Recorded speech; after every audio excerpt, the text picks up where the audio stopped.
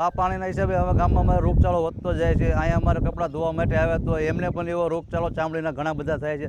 અમે ઘણીવાર રજૂઆત કરી, સરકારને કરી, પંચાયતને કરી, પણ હજી સુધી આનો કોઈ નિવારણ આવ્યો નથી। બરોબર, પાણી એટલે જીવન, પરંતુ જ્યારે એ જ પાણી બીમારીનું કારણ બની જાય ત્યારે સ્થિતિ કેટલી ભયજનક બની શકે તેનો જીવતો દાખલો સુરેન્દ્રનગર જિલ્લાના જામડી ગામમાંથી જોવા મળ્યો છે।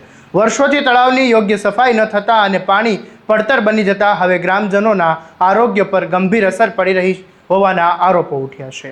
ગામમાં ચામડી અને વાણિજ્ય રોગચાળાના કેસો વધી રહ્યા છે, જ્યારે લોકો પાસે આ પાણી સિવાય બીજો કોઈ વિકલ્પ ન હોવાનો દાવો કરવામાં આવી રહ્યો છે। શું છે સમગ્ર મામલો, આવો વિગતે વાત કરીએ આ અહેવાલમાં। નમસ્કાર, હું છું આસિફ કાદરી અને સ્વમાન સાથે તમારું સ્વાગત છે।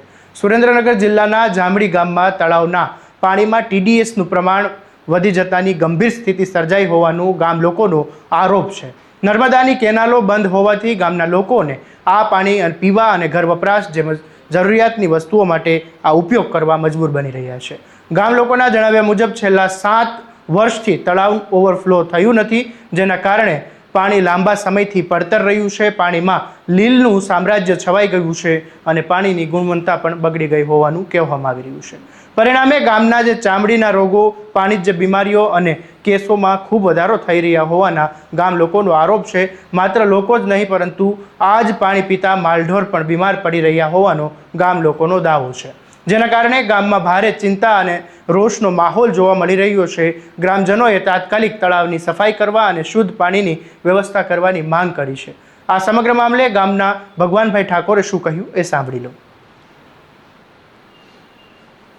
આ ગામમાં પીવાના પાણીની સમસ્યા અત્યારે હાલ પૂરતી સારી છે। પીવાના પાણીનો આ પાણી નર્મદાનો આવે, પણ તળાવમાં જે પાણી છે નર્મદાનું ન આવે ત્યારે ગામમાં તળાવનું પાણી પીવું પડે અને ભય એટલો બધો લાગે છે કે રોગમાં આખું ગામ ફેલાઈ જશે। 5-7 વર્ષથી તળાવમાંથી પાણી બહાર નીકળતું નથી। નિકાલની વ્યવસ્થા થાય એવી છે, પણ પંચાયત કંઈ રસ્તો કરતી નથી, એટલે તળાવનું પાણી અતિ ભયંકર લીલવાળું અને શેવાળવાળું છે।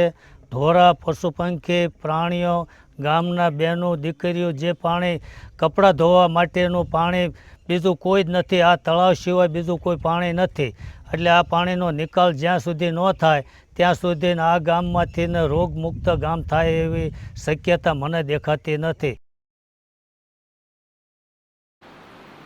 ગામ લોકોનું કહેવું છે કે જો સમયસર તળાવની સફાઈ કરવામાં આવે અને સ્વચ્છ પાણીની વ્યવસ્થા ઊભી કરવામાં આવે તો અનેક લોકો ગંભીર બીમારીમાંથી બચી શકે। આ અન્ય મુદ્દે ગ્રામજનોએ મેટલિયા ઘનશ્યામભાઈએ પણ તંત્ર સામે રોષ વ્યક્ત કર્યો છે, ત્યારે ઘનશ્યામભાઈએ શું કહ્યું એ પણ સાંભળી લો।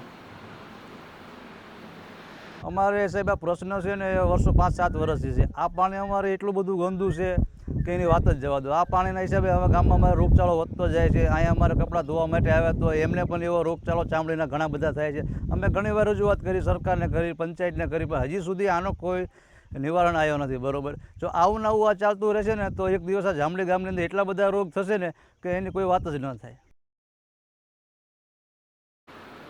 હવે જોવાનું રહેશે કે ગ્રામજનો દ્વારા જે આરોપ કરવામાં આવ્યા છે અને આ ગંભીર આરોપ બાદ તંત્ર કોઈ કાર્યવાહી કરે છે કે નહીં, કારણ કે જો સમયસર તળાવની સફાઈ અને સ્વચ્છ પાણીની વ્યવસ્થા ન કરવામાં આવે તો આવનારા દિવસોમાં સ્થિતિ વધુ ગંભીર બની શકે છે। ગામ લોકો હવે આશ્વાસન નહીં, પરંતુ તાત્કાલિક કાર્યવાહીની કાયમી ઉકેલની માંગ કરી રહ્યા છે। આ મામલે તમારું શું કહેવું છે અમને કોમેન્ટમાં જરૂરથી જણાવશો, અને દરેક અપડેટ અને વિગતવાર સમાચાર માટે તમારા સ્વમાનને સબસ્ક્રાઇબ કરવાનું અને આ વિડીયોને શેર કરવાનું ભૂલતા નહીં।